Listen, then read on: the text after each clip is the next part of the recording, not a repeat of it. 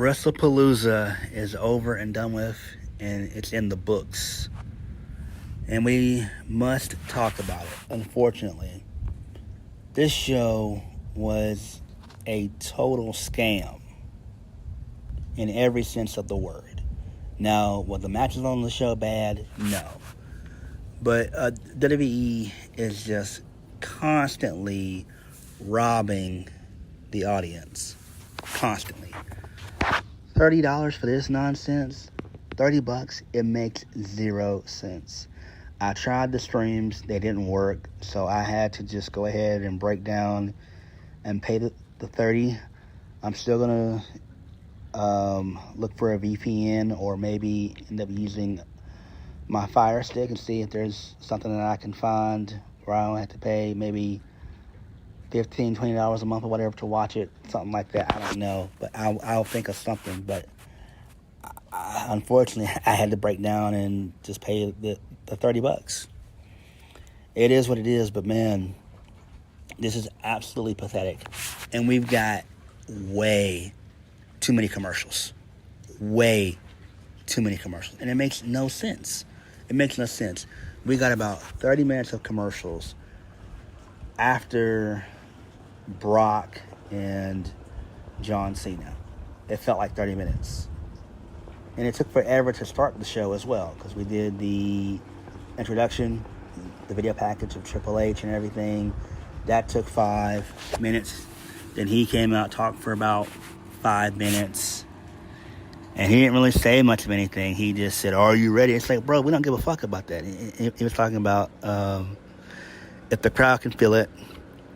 And what they're about to witness is the final form of sports and entertainment. If tonight is your first night, he welcomes you to WWE. So there is that. Then we also had to wait for Pat McAfee to show up. He got an introduction, which was about 3 to 5 minutes. So you're talking about a good 10 minutes of that being... 15 minutes of that being taken up. And then the rest for commercials. And it's absolutely pathetic. It makes 0 sense. Pat McAfee only stayed for 2 matches. That was the first match, Brock Lesnar and John Cena, and the Stephanie Vaquer Io Sky match. I didn't see him... Well, he may have stayed for 3. I think he stayed for the CM Punk. The CM Punk and AJ Lee, Seth Rollins match, Becky Lynch. I think he stayed for that. I think he stayed for at least 3 matches. I think. But I don't know. But it doesn't really matter. But this was a waste of time. It took forever to get into the match, is what I'm saying. It's like, look, when you do these shows and everything else, stop overhyping these shows. These shows are way too overpriced. It makes 0 sense. Especially within this economy. But not only that, of how bad pro wrestling is, regardless of whether it's AEW, WWE, or TNA. Because at times, all 3 are bad. And I don't see the point of paying $40 for fucking All Out, $30 for WrestlePalooza. It just doesn't make any sense. It doesn't. I feel like it would have been better if they stuck with Peacock. They didn't need the ESPN deal. It makes no sense, but what's done is done. Nothing can be done about the shit. Whatever. I'm done complaining. Moving on. This leads us into the first match of the night. John Cena versus Brock Lesnar. This was about 10 minutes. Brock Lesnar absolutely destroyed John Cena. Ripped him to fucking shreds. He did multiple F5s. Cena was able to get in 3 attitude adjustments. Brock kicked out at 2. Brock took Cena to Suplex City about 3 or 4 times. And then he ended up... Well, Cena was about to go for the "You Can't See Me." Lesnar hit an F5, and then he hit another F5, 1, 2, 3. Lesnar wins. Lesnar was also introduced by Paul Heyman, so that was the deal that him and Heyman came up with on SmackDown. So there is that. Then Brock gets into the ring. He F5s the referee. He F5s John Cena again. And that was it. So Brock dipped out. So Cena had a really good entrance, though. He had children coming out in John Cena garb, which was really good. So they all had their little shorts and T-shirts and hats and stuff. It was really cool. I dug that. That was good shit there. That made me smile a little bit. It really did. It really did. So, there is that. It seems like what they're going to do is probably do another Lesnar and Cena match. Probably at Crown Jewel, more than likely in Perth, which is in, I think, 4 weeks' time. So that's fine. So this makes sense, but Cena now has 4 or 5 dates left, and that's it. So it is what it is. Moving on. So this leads us into the Vision, Braun Breaker and Bronson Reed defeating Jimmy Uso, the Usos, in a tag team match. Basically, this match just occurred on Monday, minus Jey Uso. So Jimmy wrestled 2 times this week. 2 times he wrestled. He wrestled on Monday, and he wrestled again here on Saturday night. It makes no fucking sense. The match was okay. LA Knight was the special guest referee. So there was a table that was brought into the ring. It was set up in the middle. It was set up in the at the turnbuckle. So towards the end of the match, Braun ended up doing a double spear to both Usos. Then Bronson Reed did the tsunami, and that was all she wrote. So that's fine. It makes sense. It is what it is. I thought LA Knight was going to screw over the Usos, but he didn't. It seems like that, that's coming down the pipeline. Pause. But that's what's going to happen. It seems like. So there's that. Also, as a point in the match where Paul Heyman brought in a steel chair, Braun Breaker ended up using it. As a part in the match where Braun threw the chair at Jay. Jay caught it, and he was about to hit LA Knight, but he didn't. And then, like I said, that was it. After Braun hit the double spears to the table, Jay was repping a crimson mask, which was really cool. It was cool to see blood. I did like that. So makes it up for a pretty cool visual. I do like that. Really good shit there. Moving on. So this leads us into Io Sky versus Stephanie Vaquer for the vacated Women's World Championship. Stephanie Vaquer is the new Women's World Champion. Very good match here. Even though there was no story and both women are baby faces, it is what it is. But I don't like that. Even when they do heel versus heel, I don't like it. It forces one of your guys or girls to work heel, and neither worked heel in this match at all. So they traded German suplexes, chops, drop kicks. They tried to one-up each other. There was a point in the match where they were smiling at each other as a sign of respect. That was pretty cool, I guess. Stephanie ended up working on the leg of Io. She hit the dragon screw in the corner, did it again later on in the match. Io sold it very well. She hit the SVB driver, and Io kicked out. That was wild there. That was bizarre. So Stephanie ended up hitting the devil's kiss, which was great. Got a good reaction. Io went for over the moonsault. Stephanie got her knees up, and then she hit a really cool, awesome spiral tap for the 1, 2, 3, and new champion, Stephanie Vaquer. Really good stuff. Right decision. I thought that Asuka and Kyrie were going to get involved, but they didn't. It makes sense. And this is good because now Io can focus solely on Asuka and Kyrie and get that story started, and because obviously it's going to be Asuka and Io, or it could be Kyrie and Io. You never know, but it's going to involve the trio for sure. So it's fine. This gives Io something else to do, and I'm not mad at it.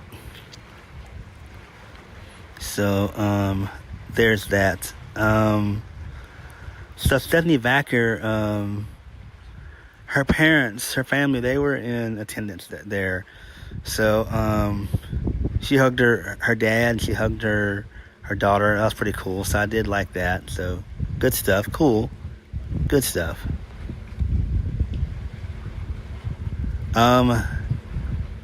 Then this leads us into Seth Rollins and Becky Lynch versus CM Punk and AJ Lee, mixed tag team. And CM Punk and AJ Lee, they win. The match was fine. It felt like something that would take place on Monday Night Raw, basically. It's just, they were just trading each other's finishers back and forth. So CM Punk hit a couple stomps. Rollins hit the pedigree a couple times. Becky Lynch, same thing. Becky ended up slapping CM Punk a couple times in the match. Seth Rollins did the same thing to AJ Lee. They all had a little brawl in the middle of the ring. So basically towards the end of the match, they go outside, and Punk was going to go for the GTS on Rollins, and then Becky threw AJ into Punk and Rollins, and the table collapsed. That was cool there. Really good spot, good shit there. So Becky went for the Manhandle Slam, but AJ reversed it into the Black Widow, and Becky Lynch just tapped out. So this is going to set up Becky and AJ Lee at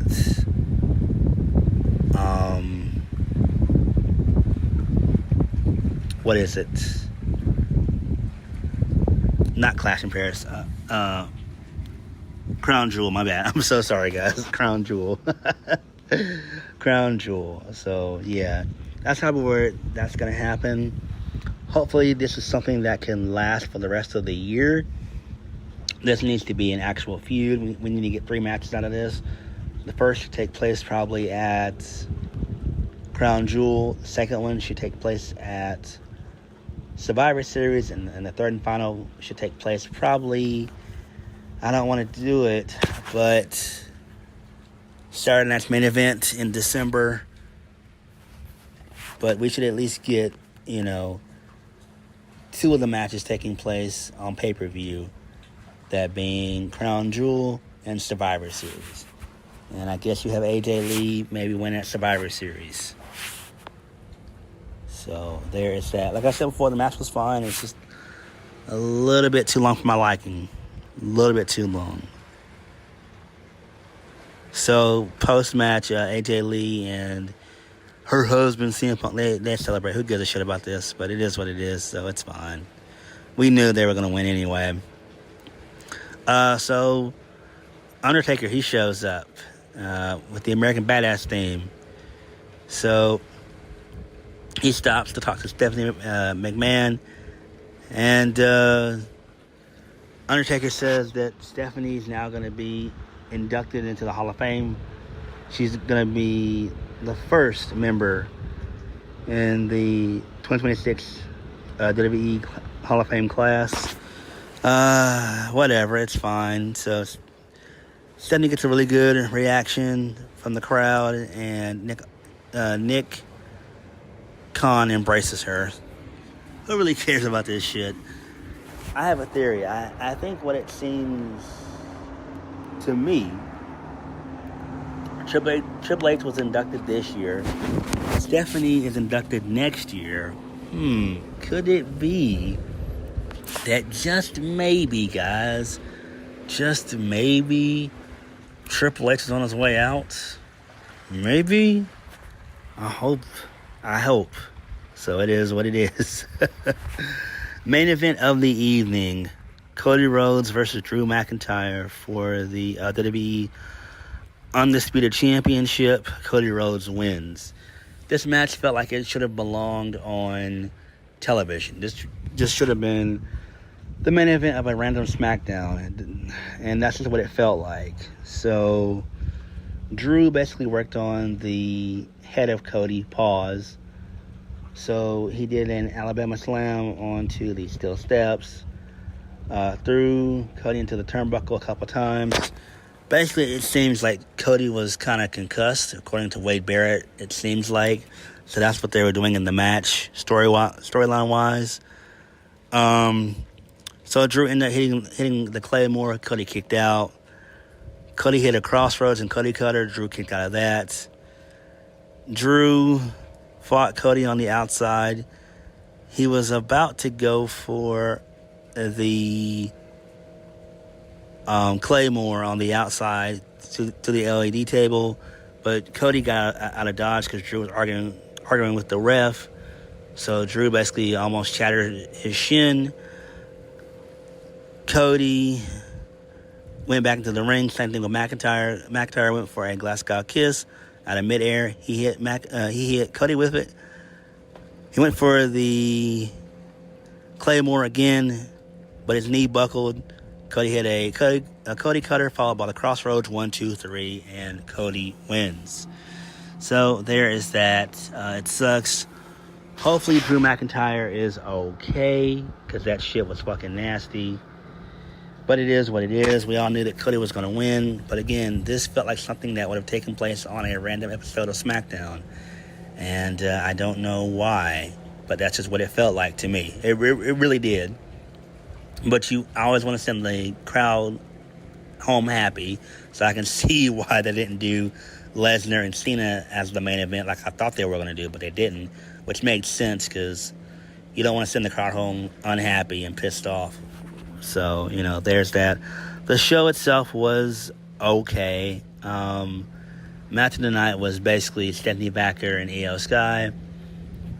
Lesnar destroying John Cena was okay. Right decision was made there. I didn't care about the Usos and the Brawns. I just didn't care about that shit. Same thing with the mixed tag. That was fun, but it was just way too damn long. And the main event just felt like a SmackDown main event, if we're being honest. So it is what it is. To me, this was an okay show, but WWE needs to do better. They're still doing the bullshit 5-match card. Triple H is in love with NXT Black and Gold. I don't understand why this couldn't have been 7 matches at least. As much as you're charging to watch this shit, $30, we should at least get 7 matches at least. And then for the main, for like big shows, like your big 4, your big 5, we should get at least 8 matches. But for your B-level pay-per-views, you should get at least 7 matches. At least, bare minimum 7 matches. But it is what it is. But what did you guys think of WrestlePalooza? Like, comment, subscribe. Peace.